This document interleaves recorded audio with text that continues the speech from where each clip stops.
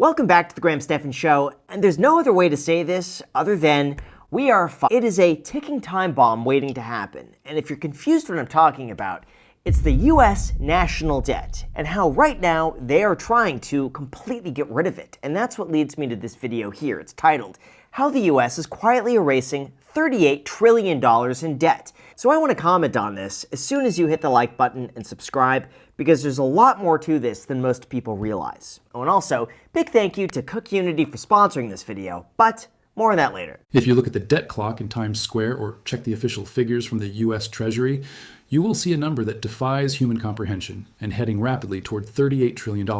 For decades, politicians and economists have dismissed this number. They told us that deficits don't matter because we owe the money to ourselves. But in 2024, the math changed. All you got to do if you're curious about this, go to what's called the national debt clock, and you'll be able to see right now, it's showing over $38 trillion. And if you're ever pessimistic about the value of US currency, just look at this and realize that every second more and more and more money gets printed into the economy and your purchasing power gets devalued every single day. For the first time in history, the US government is spending more on interest payments on the debt than it is spending on national defense. Think about that. We are spending more to pay off the bondholders of the past than we are to equip the military of the present. We are spending more on interest than on the entire Medicaid program. The interest bill alone is approaching $1 trillion a year. This creates a terrifying phenomenon known as the debt spiral. This debt spiral, by the way, is really interesting because the way the national debt works is that we only make the interest payments. We're not paying down the debt. It's just if interest rates are 1%, we are paying 1% of whatever we borrow. Easy. But when those interest rates start going up and all of a sudden we have to pay 4% or 5%, well, that national debt costs a lot more to be able to maintain. So what do? Two options. Number one is we print more money and we go deeper into debt just to make the interest payments. Or two, we have to just print a lot more money, tax a lot more, and try to do everything we can just to make the payments. Or we have to cut elsewhere because the debt becomes so high. So that means the only realistic solution to this is number one, we gotta lower interest rates back down, at the same time as number two, taking on more debt. It's absolutely awful and it's not gonna stop anytime soon. In fact, it's only going to get worse. In a normal household, if you have too much debt, you cut your spending, you stop eating out, you cancel Netflix. But a government is not a household. Instead, to pay the interest on the old debt, the government has to issue new debt. It is borrowing from a new credit card to pay the minimum monthly balance on the old credit card. This increases the total debt, which increases the interest payments next year, which requires even more borrowing. It is a mathematical feedback loop that leads to exponential growth. Here's the thing too, it's very politically unpopular to cut any service. Like if a person is going into debt, you tell them, don't buy this, stop going out to eat, stop doing this, get a higher paying job, do all these things. But if anyone in the government says, hey, we're gonna stop funding these things, we're gonna stop paying for this, we're gonna stop doing this, all of a sudden they get a lot of backlash. Everyone else says, oh, we should shame that person for wanting to save money. And then that person gets voted out, a new person gets voted in, and they spend more money. I think the system has gotten so bad that you just have to default spend more money because it's politically popular, it gets you elected, and then then you could insider trade stocks or whatever you do. But we'll continue. The terrifying reality is that there's no conventional way out of this trap. There are only three traditional ways to reduce a sovereign debt burden of this magnitude, and two of them are politically impossible in the United States today. The first option is austerity. This means massive tax hikes and brutal spending cuts. To balance the budget and start paying down the debt, the government would have to double income taxes or abolish the US military. Neither of those things is going to happen. I personally believe, by the way, that taxes are going to be increased substantially over the next few decades just to be able to fund things and make sure that certain things get passed without being cut. And it's always popular to tax someone who makes more than you. So the person making $1 billion is going to want to tax the person making 10 billion. The person making 100 grand a year is going to want to tax the person making 250 grand a year. So as long as it doesn't impact the average person, they're going to want to tax more to be able to pay for things like this. It's inevitable. That's what I believe, unless, of course, we just prosper as a country so much that we just inflate ourselves out of the national debt, which is doable, but will be difficult. The second option is default. The government could simply walk up to the podium and say, we are not paying.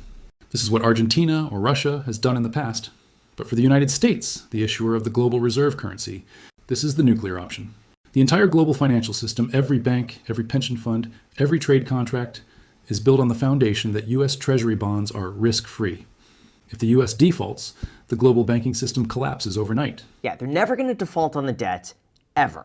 That would completely destroy the value of the US dollar. That would destroy all the confidence in the United States.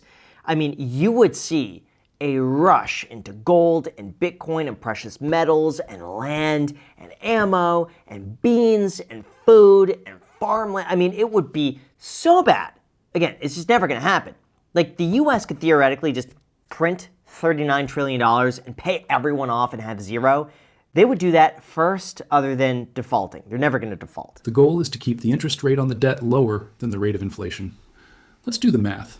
If the government owes $30 trillion and inflation is 5%, the real value of that debt shrinks by 5% every year. All right, look, I'm going to go really off topic here and ignore everything that I should be saying, but let's just get this out of the way. About 2 years ago, I started doing a meal delivery service that basically drops food off at the house. It's packaged out so that I know exactly how many calories I'm eating, and it tastes so good that I genuinely use it as a treat to get me through the day.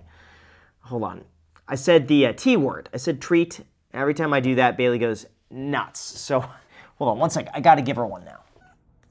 Anyway, I started ordering these meal plans, and no joke, I now focus better, I eat healthier, and I feel sharper. And if you're curious which one it is, it's our sponsor, Cook Unity. All you have to do is sign up using the code GRAHAM50, which gives you 50% off your first order. You could then select from more than 300 meals prepared each week by award-winning chefs. It's delivered fresh to your door, fully cooked, and then lunch or dinner is ready in as little as a few minutes with no cleanup or meal prep required. Personally, I really enjoy their grilled Asian hanger steak made by Chef Stacy Barang, this Peruvian flat iron steak made by Chef Nelson Brizuela, or this roasted salmon and lobster sauce by Chef Andre Mendez. Not to mention, their flexibility is amazing. You could choose between 4 to 16 meals a week. You could pause or cancel or skip in as little as just a few seconds, and the variety is unmatched. I usually aim for the high protein meals under 600 calories, but there's truly something for everybody. So if you want to save time, save money, and stay consistent, check out Cook Unity by going to cookunity.com/Graham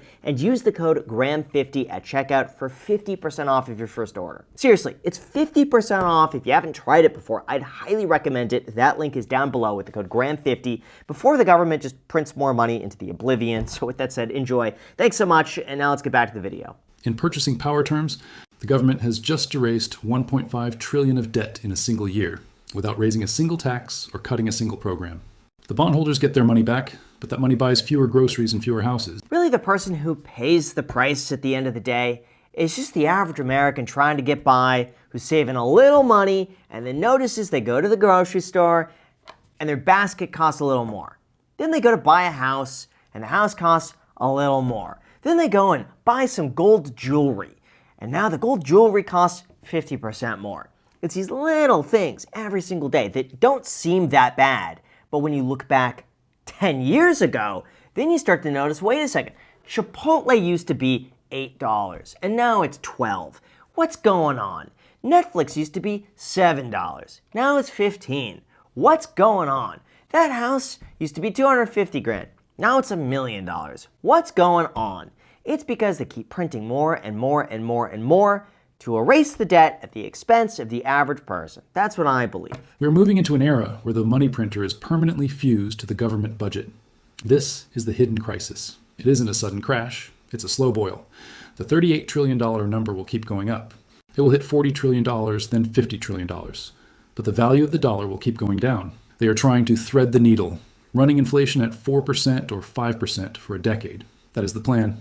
To wipe out half the value of the national debt and half the value of your savings by the mid-2030s. That's why it's so important, by the way, that you have to invest. If you're not investing, and you're not advancing your career, and you're not making more money consistently, you are falling behind. And I really worry about the people who are paycheck to paycheck to paycheck, who don't get the opportunity to invest, who don't know how to invest, who don't know what to do. That is why it is so important to get yourself in the market in some way or another. You have to do it.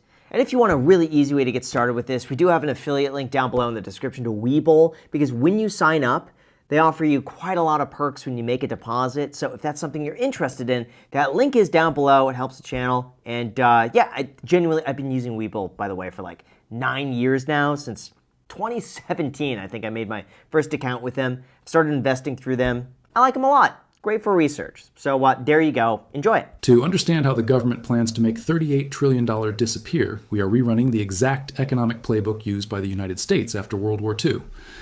In 1945, the U.S. debt-to-GDP ratio hit 119%. The government didn't pay it off with taxes. It didn't default. It liquidated the debt through negative real interest rates.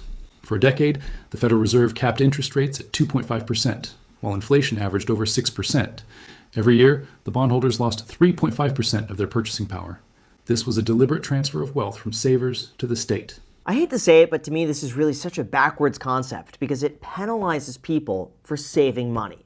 All it incentivizes, the entire goal, is that you take money and you invest it. And if you take money and you invest it, you are rewarded long term. But if you take money and you save it, you put it in the savings account, you are penalized. You all of a sudden, after 5 years, could purchase only 80% of what you could today. So that's why they really incentivize you and push you. You got to invest or spend. Do not save. You shouldn't be saving like this for too long. If you want to pay people less, but you promise to pay them based on inflation, the easiest solution is to redefine inflation. If CPI is 10%, the government has to pay out 10% more. So the government has a multi-billion-dollar incentive to keep the CPI low. Since the 1980s, the methodology for calculating CPI has been quietly rewritten to suppress the official number.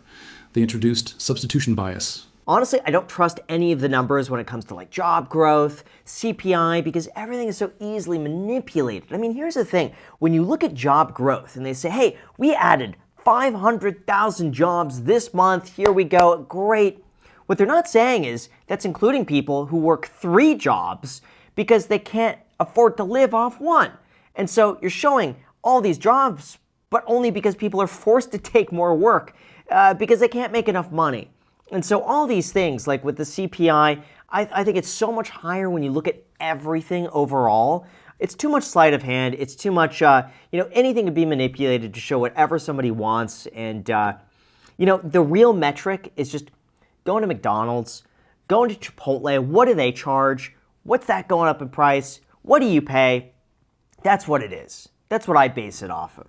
If you keep your money in a savings account earning 4% while real inflation is 8%, you are the one paying off the national debt. You are the donor class.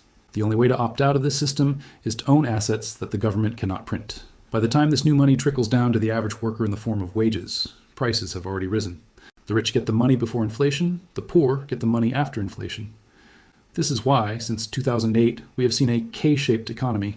I would argue, though, that's not the reason for the K-shaped economy. The K-shaped economy is because people who already had investments saw those investments skyrocket because of low interest rates. People who didn't have investments are now further behind because it takes more of those dollars to buy the same investments. At the same time, we are being overtaken by social media, the internet, and AI, which is really dominated by the top companies. So you have the top companies capturing most of the market share, unlike any other point ever in history. And if you're a part of those companies, you're doing really well. And if you're not doing well. That, to me, is the K-shape. If you save in cash, you are guaranteed to lose. If you buy government bonds, you are guaranteed to lose purchasing power. We are entering an era of forced speculation. To simply preserve your wealth, you are forced to take risks. You have to buy stocks, real estate, or crypto just to outrun the devaluation of the currency. The government has turned the entire economy into a casino where you must gamble to survive because the safe option, saving, is being deliberately destroyed. Yeah, again, who would have thought that you get penalized for saving money? That's a bad thing. You can't do that anymore. It's crazy. If you had told me that 10 years ago, that like, hey, saving money is bad, you should just invest everything as soon as possible before the prices grow out of control, I would have called you crazy. But that's what it's coming to. That's the mindset these days, is you have to be investing as soon as possible. Don't keep cash. I don't think it's going to end well. If the dollar becomes purely digital, the Federal Reserve gains total control. They can implement negative interest rates instantly. They can deduct 1% from your balance every month to force you to spend. They can implement expiry dates on money, telling you that your stimulus check must be spent within 30 days or it vanishes. This is not science fiction. It is already being tested in China with the digital yuan. The digital dollar is the ultimate solution to the debt crisis. Oh, that would be wild. Imagine that if your money just expires. Like, I have Tesla credits right now from Tesla referrals that I got like in the past, and those are expiring February 15th. Imagine that your money is in a bank account, like unless you do something with the money by a certain date, they just like remove 20% of its value. So every dollar you have beyond a certain date is worth 80 cents. And then beyond another date, it's worth like 70 cents. You got to do something with it. If that happens, I guarantee people are going to find a workaround of like a system where you transfer money here and then they transfer it back to you and then it comes back as like new money. And then someone takes like an interchange fee in between that transaction. So instead of losing like 20%, you lose like 0.5%. That would be wild. I don't think that was realistic, but hey, anything can happen. History shows that when a government gets truly desperate, they stop being subtle. They stop asking. They simply take. In 1933, the United States government, the land of the free, did exactly that. They criminalized the ownership of the one asset that allowed citizens to protect themselves from inflation. Franklin D. Roosevelt signed Executive Order 6102, seizing the gold of every American citizen under the threat of 10 years in prison. Realistically, I'm going to tell you what's going to happen, though. The national debt's going to continue getting worse. They're going to continue printing more money, and the only way it's going to be manageable is two things. Number one, they're probably going to keep interest rates low. They're going to suppress interest rates. They're going to manipulate the CPI data to make it not look that bad. And then I also think at the same time as doing that, they're probably going to increase taxes at some point in the future to be able to pay for things like Social Security, Medicare. I think we're going to have new tax rates for people who make like $5 million a year, $10 million a year, $10 million a year, $50 million a year. Beyond a certain point, it's going to be tiered. And I bet it's probably going to go to like 50%. Corporate income tax probably going to go back to 28, maybe 30. I don't know. I just think at some point taxes have to be increased to be able to compensate for some of this. Because one thing is for sure, I don't think we're going to cut anything. I don't think we're going to go through and actually remove the fraud. Because it just doesn't seem like anyone's interested in just saving money here. So that is my thought, but let me know what you think down below in the comment section. As always, I do my best to read and reply to as many of you as I can. Don't forget to also check out our sponsor down below in the description. Would mean a lot. Thank you so much for watching, and until next time.